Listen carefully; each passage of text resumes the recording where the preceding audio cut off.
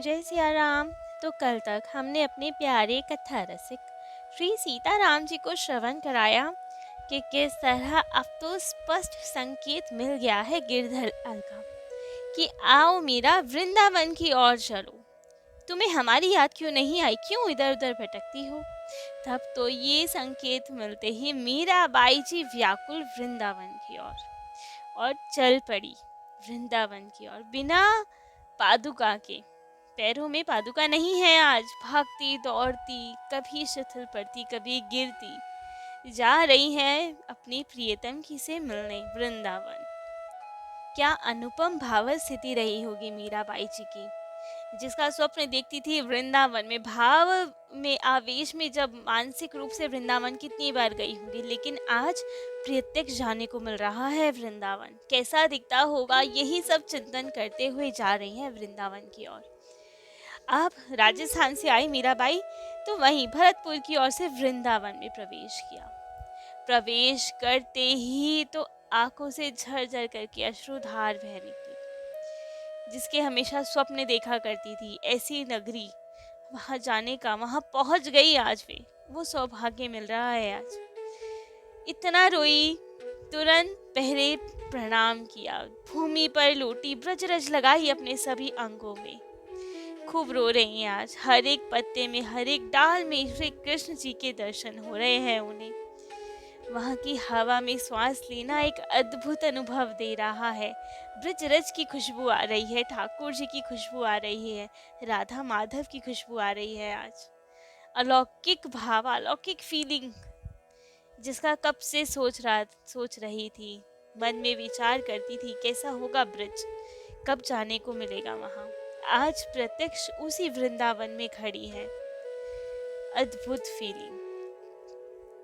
तो अब उनकी दासियों ने संभाला मीराबाई जी को, कहा बाई साहब क्या हुआ, क्यों इतना रो रही हैं, अब तो वृंदावन आ गए ना, खड़े होइए। लेकिन आज बाई साहब, मीराबाई साहब का खड़े होने का ही मन ना करे, लग रहा है बस इस भूमि में ही लौटती रहे, सब अंग में ब्रजरज लगी रहे, यही लौटती तो। खूब अद्भुत फीलिंग। तो अब थोड़ी देर हुई, संभली, तब गई गोविंद देव जी के दर्शन करने। वृंदावन के प्रथम ठाकुर माने जाते हैं गोविंद देव जी।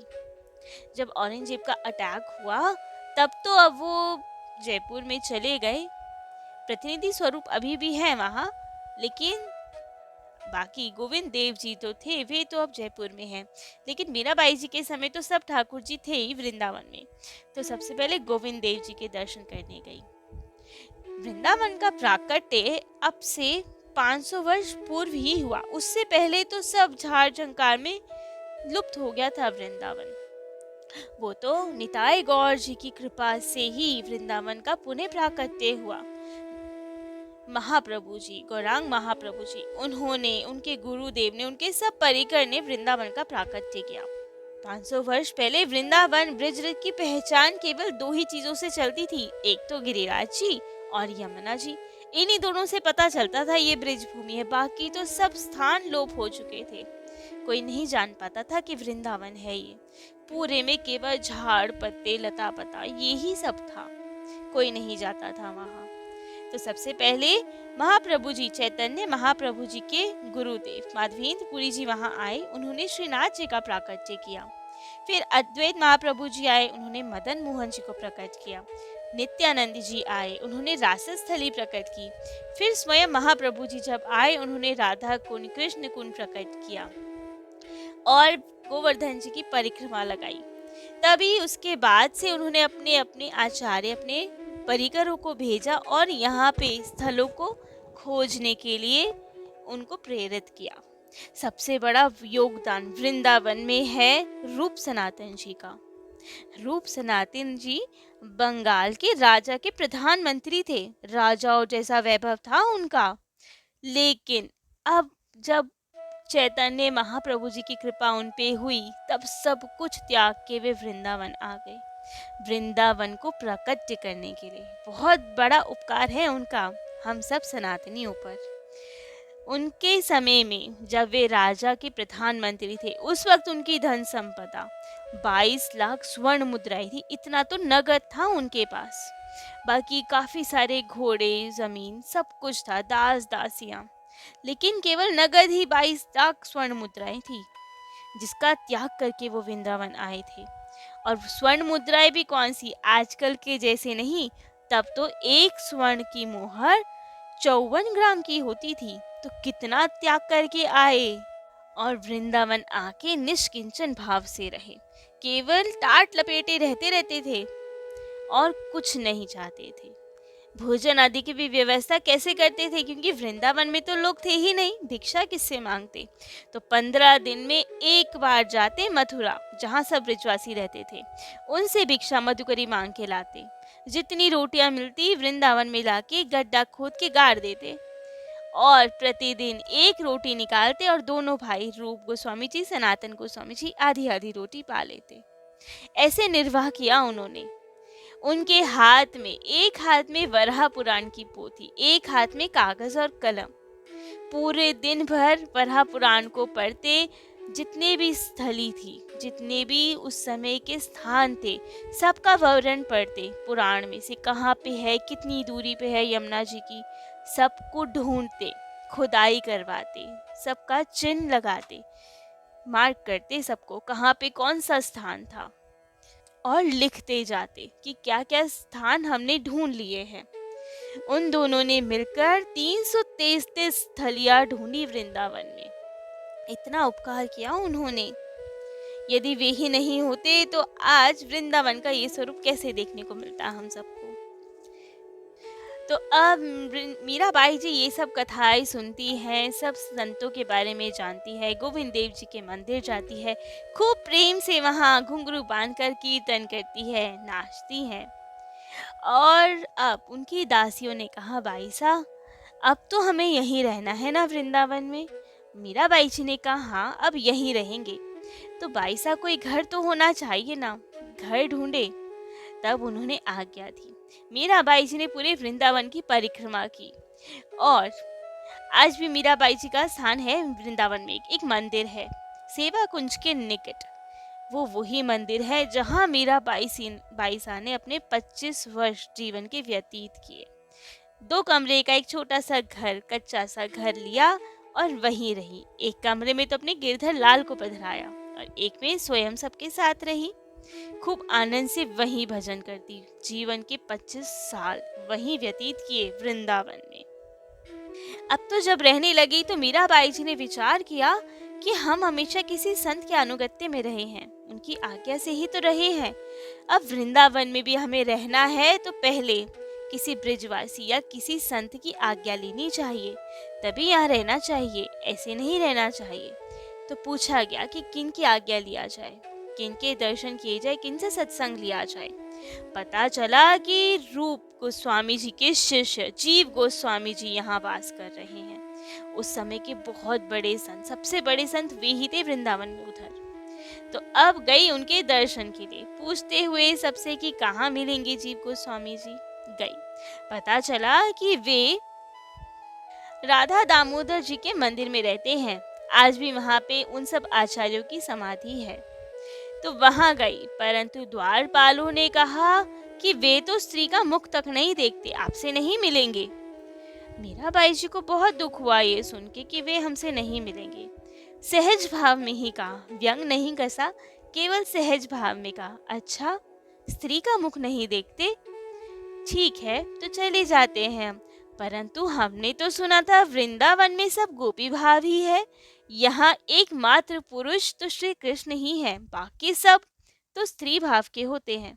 लेकिन कोई बात नहीं, यदि वे पुरुष ही हैं, स्त्री का मुख नहीं देखते, तो हमें भी किसी पुरुष का मुख नहीं देखना, हम केवल गिरधरलाल का ही मुख देखेंगे।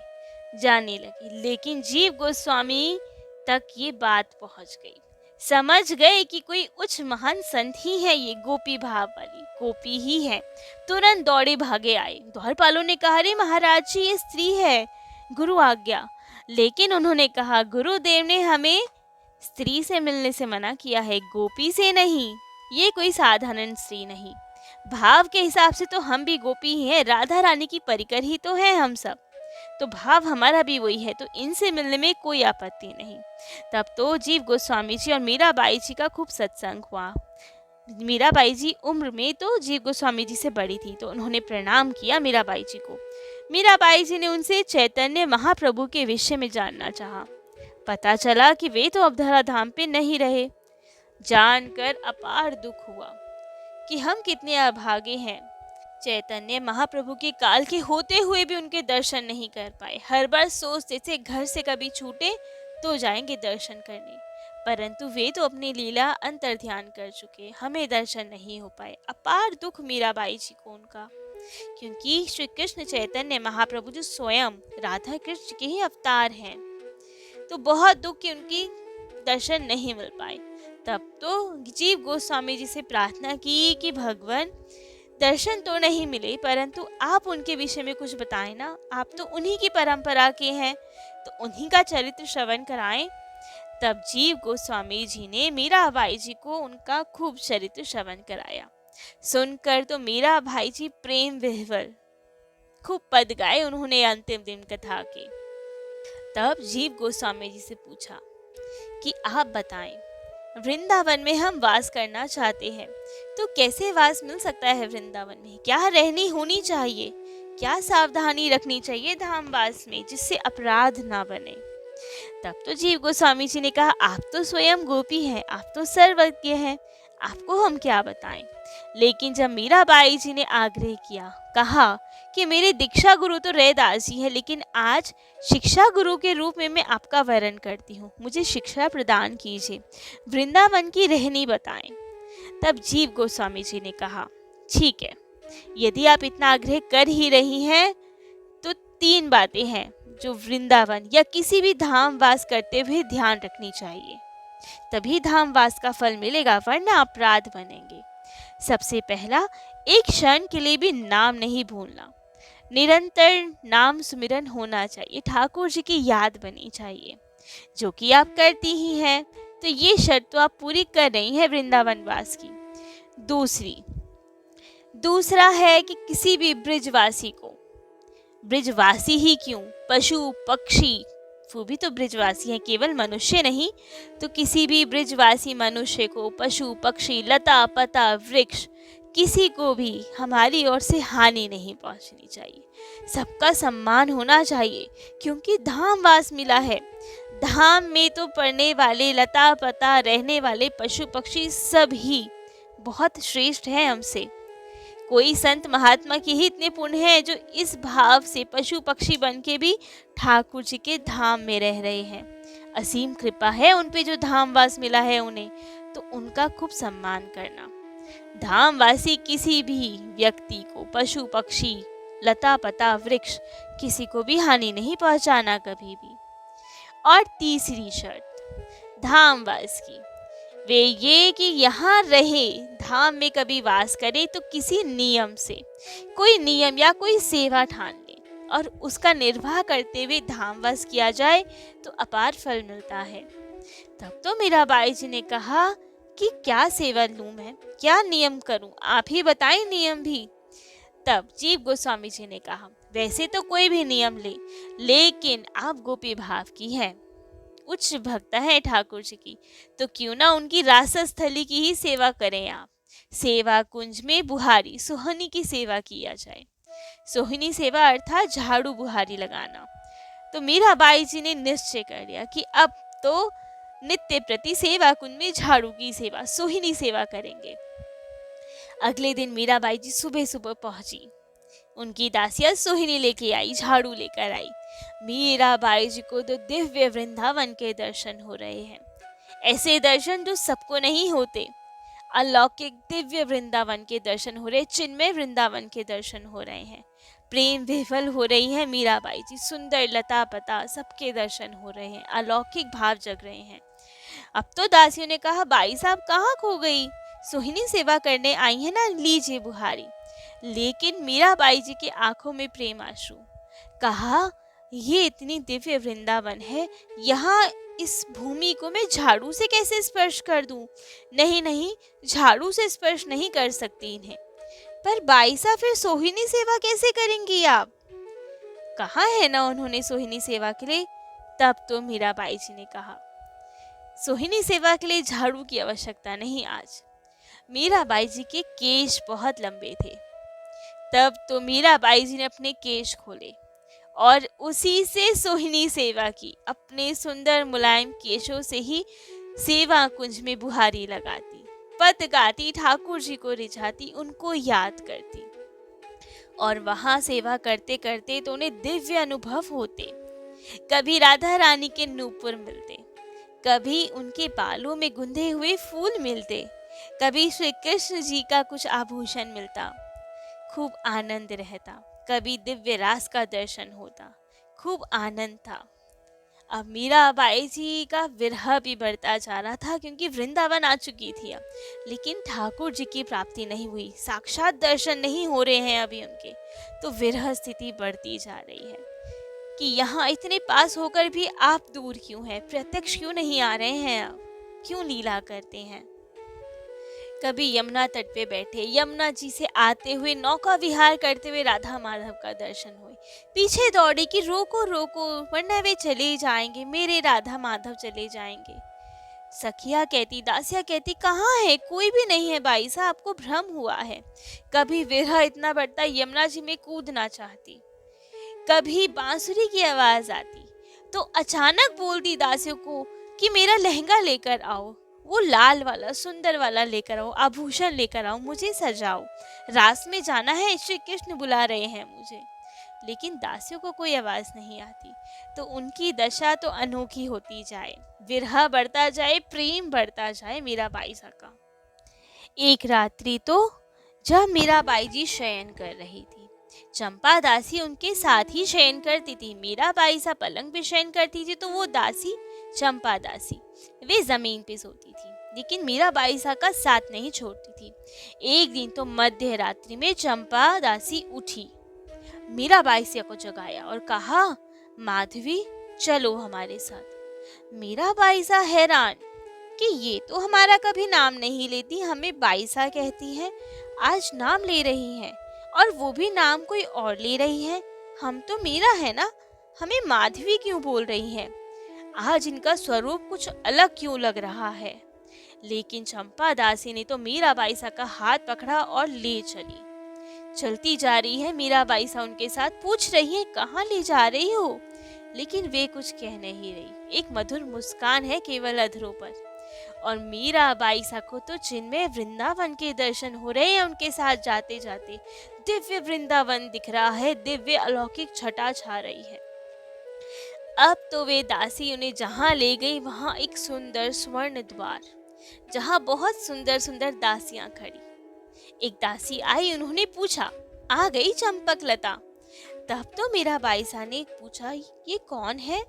चंपा दासी ने बताया, ललिता जी हैं ये, ललिता सखी। मीराबाई से ने कहा, अच्छा इन्होंने दर्शन दिए, हम कहाँ आए हैं।